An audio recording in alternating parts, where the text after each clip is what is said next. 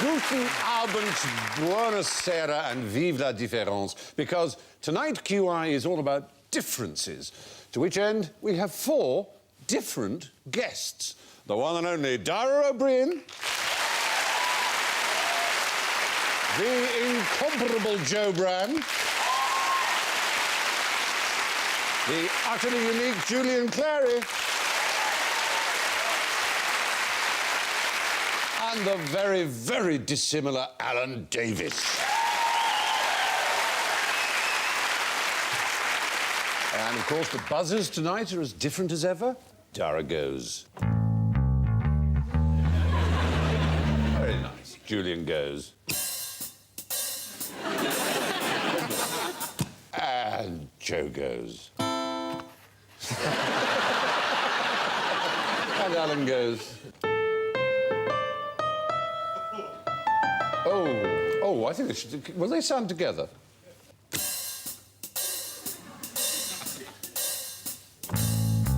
Oh, yeah. Joe.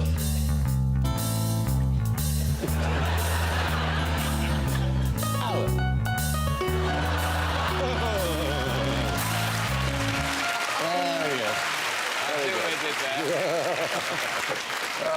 Different, but not necessarily dissonant. Now, according to the feminist novelist and journalist Dame Rebecca West, the main difference between men and women is that men are lunatics and women are idiots. Joe, what would you say is, in fact, the main difference between men and women? Is it that men are really great and women are really shit? Oh, no, Joe, no, how is that? Sorry, that's the wrong way round. I think it's that men are rubbish at multitasking and women are very good at it. What it's about, though, I think, is the fact that if you ask a man to do something, he does it so horrendously thoroughly that he can't do anything else at the same time. This is my husband the other week. Can you hoover the front room while I'm at the shops, right? And I came back, all the furniture was out in the garden. He's on his hands and knees with a hoover, using an attachment I've never even seen before. And it just leads me to think that men are probably actually much better at housework than women. Yeah. Because women are sluts and people don't realise that we are. No, we are. I've got a pilot ready for a TV show which is actually about the truth of women's domestic capabilities, and it's called F*** It, That'll Do. It's a very good answer indeed. The actual thing as well is that, in fact, every woman in the world has got bird flu, but we don't give a shit because we just get on with our lives. And it's only because a few men have caught it lately that people are going mad about it. It's like, oh, I've got bubonic plague, but I've still got to do the hoovering. Do you know what I mean? This women's greater tolerance of pain thing is because, obviously, of childbirth, and frankly, it's completely untested because we could be brilliant at it. I'm quite prepared to do an experiment on you. You know. I've got very disappointing news for you, Dara, which is that women have twice as many pain receptors on their skin. Thus making them more... Supposedly, they are more sensitive to pain than men. There was an experiment once run by the kind of people who run fun experiments like this, which, to test this notion of whether women can endure pain or not, by the simple expedient of wiring a man and a woman up and running a current through them until one of them pressed that button to stop it. Right? And the women went for the... much faster than the men did. It turns out that men could endure pain twice as long as women did. But then maybe they're only getting half as much pain, as I say, because women have 2.5 times more pain receptors. But do you know what the originating and defining difference is?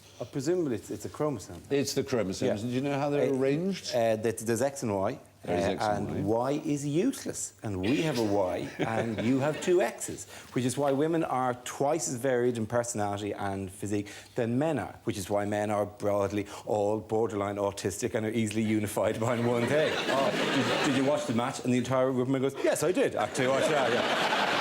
It doesn't, however, mean that women within themselves are fantastically varied. It just means that one woman is more different from the next woman. Is that why women are congenitally unable to explain the offside rule? Essentially, yes. Is that a sort of subsection? Since they changed it, quite a lot of men have struggled. I think I recognise some of those sperm. Yes, fundamentally, the difference is Y chromosomes. Sociologically, who can say it? But let's look at some of the latest research. Dara, does alcohol have a greater effect on men or on women, would you say? The same amount of alcohol would affect a woman earlier because she's tiny and petite and divine. You're really just luring me into one of these QI traps here, aren't you?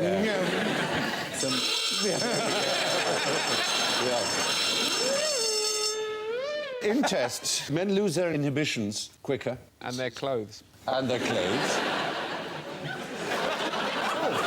Women respond better to the same amount of alcohol than a man would in the same circumstances. Better in what sense? In terms of keeping clarity of mind and not losing inhibitions. Not better They in don't terms think- of throwing their knickers at people and going, "Well, hey!" When they get behind the wheel, they don't think they're a better driver. In the long run, however, women are more prone to alcohol-related brain and liver damage. Well, that makes it all right. Yes, then, doesn't it? Yeah. We get pissed quicker, but they die. So ha ha ha ha ha. Is that what you say? No. It's very sad that anyone should have alcohol-related brain and liver damage. Does it affect memory? Because I'm fairly sure it does. I did know that. Because on my 30th birthday, I had got some photos back after we had this dinner, and there were people with indoor sparklers. And I thought, when did they have them? They must have gone to the loo or something. I don't remember that. And the next one was me with a sparkler. And then it's me with two sparklers, and me lighting sparklers really intently and handing sparklers out. Dara, I'll ask you again. Suppose... Is that meant to be Dara up there? In a very ideal world. Suppose you got into bed with your wife. Is it likely that she might be a bit cold to you? As in, would she have expended more energy now? Would she have cooled down in the bed beside me? Women certainly moan about being cold more than men, don't they? Do you think they have good reason to? The man's genitals hang outside to keep cool. Speak for yourself. Yes.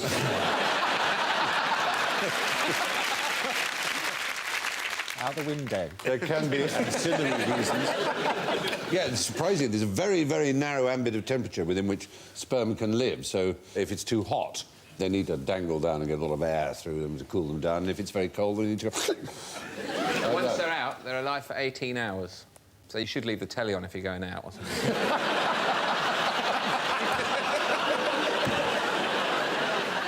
When it gets to a certain temperature, the blood deliberately doesn't go to the extremities in order to preserve the warmth of the vital organs. And so the toesies and the hands will feel cold. And with women, it'll happen sooner. At about 70 degrees, you will start to get less blood in your hands and feet. Men, it will be at about 67 degrees Fahrenheit, obviously. As a matter of interest, if you wake up and your wife's feet are completely grey... You need an alibi. It would be true that your wife would have more likely to have cold feet than you. OK, well, when I ever meet my wife, whoever she is, if she's out there, could she email in? You're not married? I'm not married. No, look, I'm not married. Weien Lo from Amazon's new department. I've sent for her. Her name is Weien Lo. She's from Amazon.Philippines. She doesn't mind changing to an Irish name, then, does she? Weien Olo, if you prefer. Anyway, when you're in bed with a girl, she'll have cold feet because it'll be 3 degrees colder than ours. That's the point. But she'll have nice, warm internal organs. Is that what you mean? Yes, she will. She will, yeah. She will. Warm your hands up.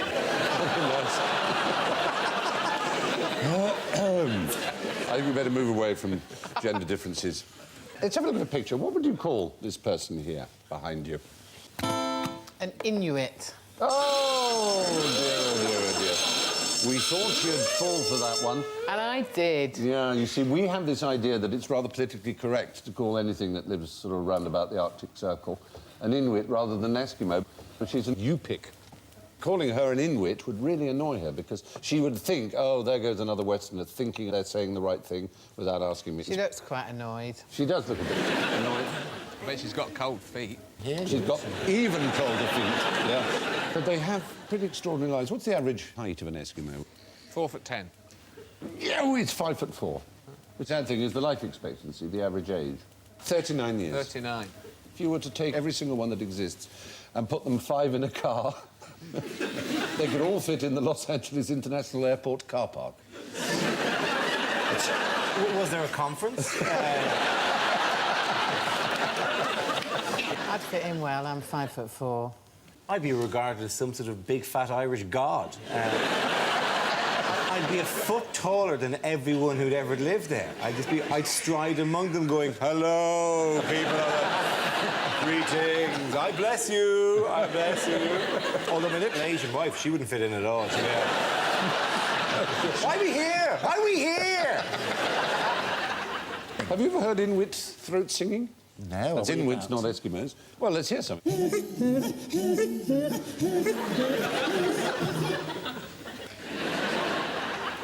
That was Inuit throat singing. That was my Andy Kershaw impression. That's right, world music. Great. That is great, actually. It likes any noise. Yeah, that's right. Yes, the fact is, anyway, that all Inuit are Eskimos, although they often object to being called that, but not all Eskimos are Inuit. If you start from the North Pole, it doesn't matter if you turn left or right, you're still heading south. But what is the actual difference between left and right? Oh, don't look at me. That sounds very difficult. It's odd, isn't it? I mean, almost anything in the world, any concept, anything, you can describe with words, but left you can't.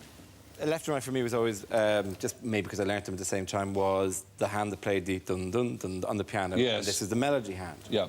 Get in with his tough working class background. Oh, I know. Yeah. I had to play that piano to get out of the ghetto. You don't know how I felt. I had to play that piano hard, my friends.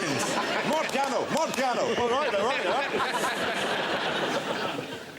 There's the famous painting by Manet, the Bar of the Folies Bergère, where there's a mirror which doesn't quite work. Her reflection should be directly behind her, of course. Well, there's obviously an internal difference between left and right. Because your organs aren't symmetric down That's the true. spine. Except for 1 in 500,000 people have their organs the other way around. It's about actually 1 person in 10,000. Is it? Yeah. It's called situs inversus. Does that mean your willy's at the back and your bumhole's at the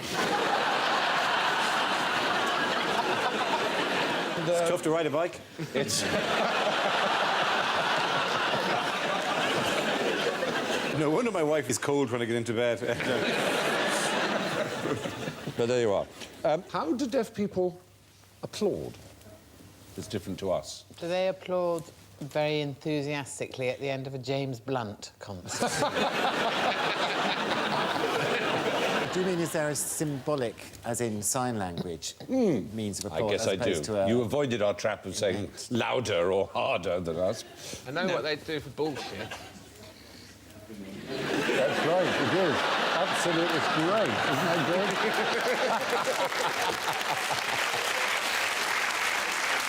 But yeah, the applauding. It's simply waving hands in the air. It has more visual impact than, you know, for a deaf person standing on the stage or on a podium. But if they really want to be sarcastic, do they wave really slowly? Not the slow wave.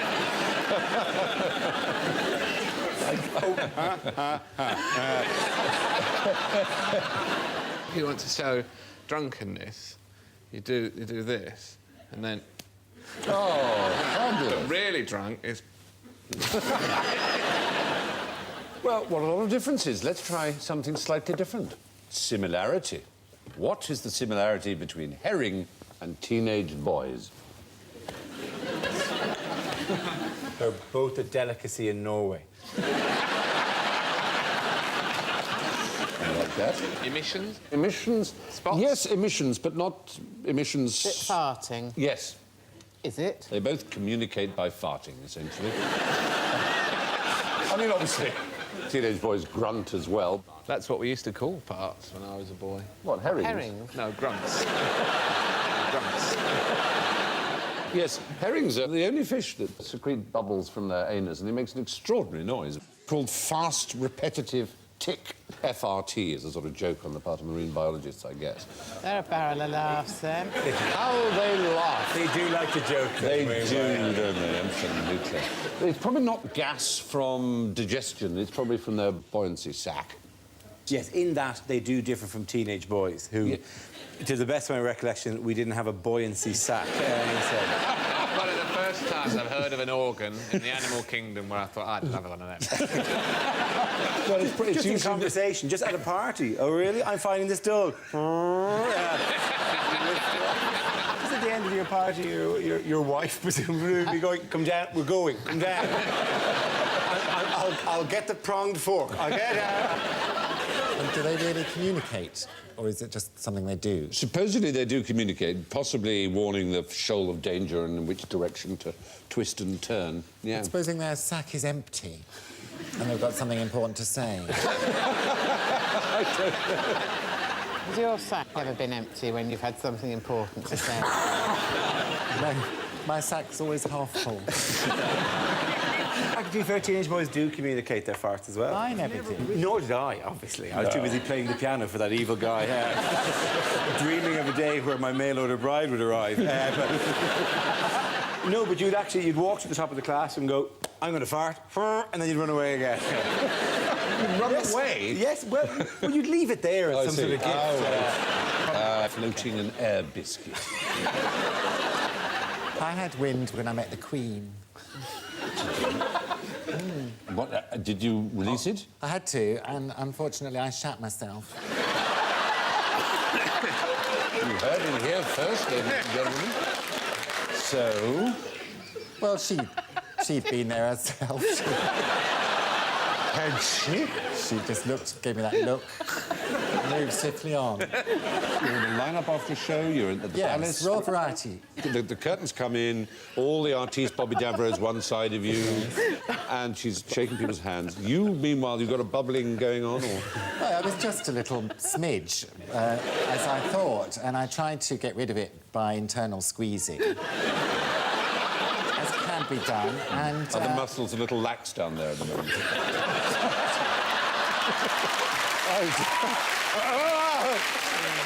No, I had this smidge of wind, and tried to get rid of it, and it wasn't going to go, so I thought, well, I'll discreetly let it go, and unfortunately, on that occasion, I shat myself. It was only a little capsule affair. Did you tell her? No, you know, you can't speak unless you're spoken to. And so she didn't ask if you'd chat yourself?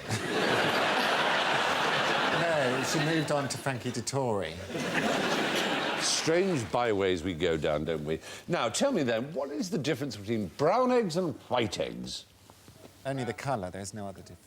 Only the colour, there is no difference, is the right answer, and you get full pointing. I'm pretty certain I've known that for years, and yet, I don't know if you're the same, I still find myself drawn to brown eggs. I still think they're going to taste better. I think that there were more white eggs when I was younger, and now there are more brown ones. Yes, because people prefer them, people think they're somehow more natural. It's not true at all. Does one hen go either way? No, it's down to the colour of the earlobes, really. If you've got white feathers and... That's a good white earlobe, that. That'll be a white egg. But if you have the old red lobes and usually brown feathers, then it'll be a brown egg. That seems to be the only thing, but no one has ever been able to tell a taste difference. Now, what would you use to make a difference engine? Do you know what a difference engine might be? It's a machine, a 19th century, 18th century design to solve equations. Yes, a calculator, a computer, in fact. It was one of the first computers, yeah. Indeed, and there is... So it was cogs and stuff. Charles Babbage. He never completed it. He ran out of money. Only in 1991 was it fully reconstructed from his plans, and it worked perfectly. It's thought that he put a couple of mistakes deliberately into it, yes, so that if anyone stole the plans and tried to make it, it wouldn't work. Mr. Dara, well done. Presumably, this is a bit like when you go out at night, going to the back of your DVD and jamming a fork into it repeatedly and then going, well, if they can steal it, it'll never work. That's slashing your own tyres before your holidays. the joke's on you, thief, OK? But in fact, in answer to the question, the reason he couldn't complete it was so vast, with these huge cogs in. There is a material he could have used to make it, if only it had existed, which was invented in 1901 by one Frank Hornby. The bloke who did the model railway. The bloke who did the model railways also invented another staple British child's toy. Fake hedges. That was all part of the... But it was a totally separate invention. Action Man, Meccano. Meccano is the right answer. These are the only toys I remember. Yeah, and there is a Meccano difference engine at work. It really does work. And it can do trigonometric functions, logarithms. And the point about it is it's programmable. It's not like a clock or something which is simply dedicated to one analogue task of telling you the time. This is actually programmable. He was an odd man, though, Babbage, and he does rather live up to the idea of an early computer nerd. Tennyson wrote a poem which included the line, "Every moment dies a man, every moment one is born." And he wrote back, "If this were true, the population of the world would be at a standstill. In truth, the rate of birth is slightly in excess of death. I would suggest that the next edition of your poem should read, every moment dies a man, every moment 1 1/16 is born." Strictly speaking, the actual figure is so long I cannot get it into a line, but I believe the figure 1 1/16 will be sufficiently accurate for poetry. What a man. That's the best impression I've ever heard of him, though. It is a good impression, obviously. He also invented the cowcatcher thing that goes on front of a locomotive. I'm presuming by the fact that this is the design, it didn't succeed in catching many cows as much as dividing them. What is the difference between ping pong and table tennis?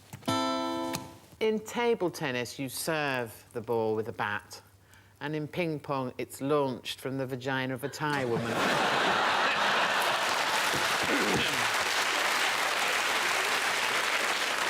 Your wife has got so many surprises in store for you, Dara. Is it? While away those winter years. Another game, Wheeloo? Oh, right. It's tough to get a rally up, though. That's the only day. It's actually a brand name owned by Jacques, the makers of croquet hoops and chess pieces. But they sold it in a sort of package called that.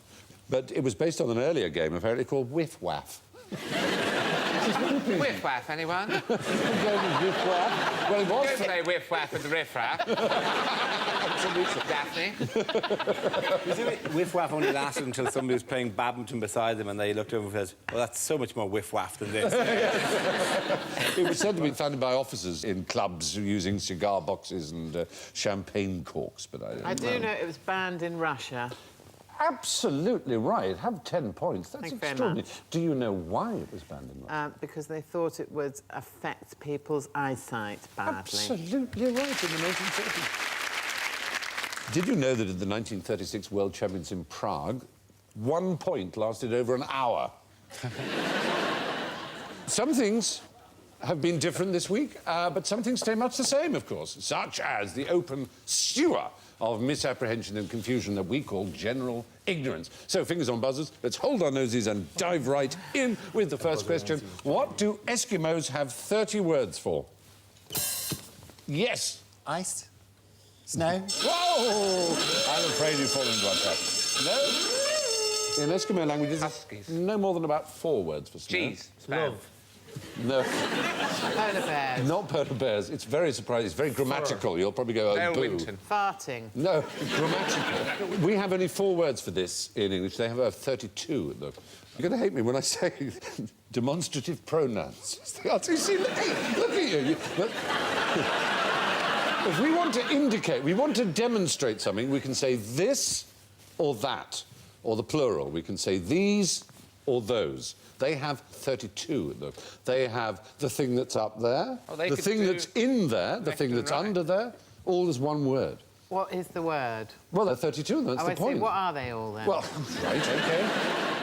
Can you do it as if Babbage was an Eskimo? A nerdy in which, speaking in allusion, would say hakan, which means that one high up there. Or cocoon, that one in there, as in a house. Or uman, which is a very good one, which means this one that we can't see. Like, it could be smelt or heard, you know. And we'd say, well, oh, well, that one that we heard, we'd have to say in English, we'd have to use 4 or 5 words. They would just go, uman. which is interesting. For They have snow. lots of words for snow as well, though, don't they? No, only 4. Just snow? 4? Yeah. 4. Well, we've got 4. At least Exactly, 4. we've got at least 4. Sort of powder and all kinds of slush. Slush, yeah. It's a complete myth, this idea that they have lots of words for snow. So, what does the moon smell like? Yes, Joe. Does it smell of Buzz Aldrin's underpants? It might. Did he crap himself there and bury some? Well, one of them obviously did, didn't they? Wouldn't Crap you? himself there and buried some. I did that as a child. I pooed in my pants and buried them in the garden. But when I went back to check on them a few weeks later, They'd gone. You could have sold them. People advertise dirty underpants in the backs of magazines. Not in The Spectator, they don't. All I can say. What's the moon smell of? Cheese. Oh, Joe, you are sweet. I thought that was hanging over us. It was like hanging over us now. You can get some points back if you know how many humans have walked on the moon. 12. Absolutely. You both said it simultaneously and you both get 5 Difference points. is, I guessed. Well, you still get the points. Anyway, apparently it smells of gunpowder. Lots of moon dust came back in the module back to Earth, and it's that mixture of silicon and iron and magnesium and calcium that marks out Special K, amongst other things, I think, that is also present in moon dust. What's it taste of? Wensleydale. But perhaps you can redeem yourself with this one. What was Gandhi's first name? Jeffrey, wasn't it? Jeffrey. It wasn't Jeffrey. I don't know. Indira Gandhi, that was his granddaughter, was it? No, they weren't related. She was Nehru's.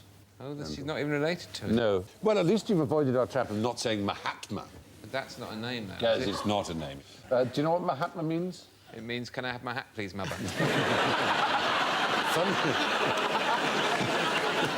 Funny enough, W.C. Fields almost got there before you because he wrote one of his films under the pseudonym of Mahatma Cain Jeeves, as in Mahatma Cain Jeeves. So there you are. No, it means great soul in Sanskrit, and it was a title awarded him by a follower. As early as 1915, he was called that. Was it Andy? It wasn't Andy Gandhi. His older brother, Randy Gandhi. Oh, you said Randy Gandhi, didn't you? Oh, is it?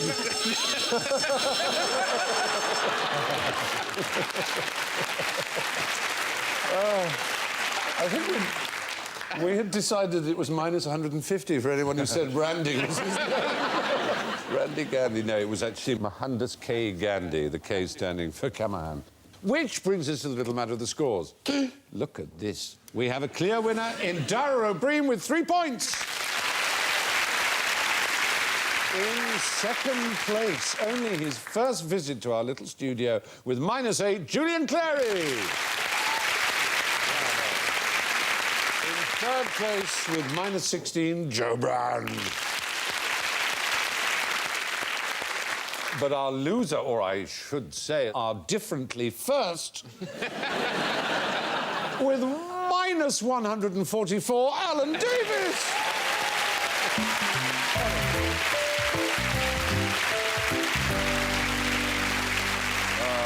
From Julian, Dara, Joe, Alan and me, that's it for now. Come back next week for more of the same, if not more of the sane. For, as Salvador Dali said, the only difference between me and a madman is that I'm not mad. Good night.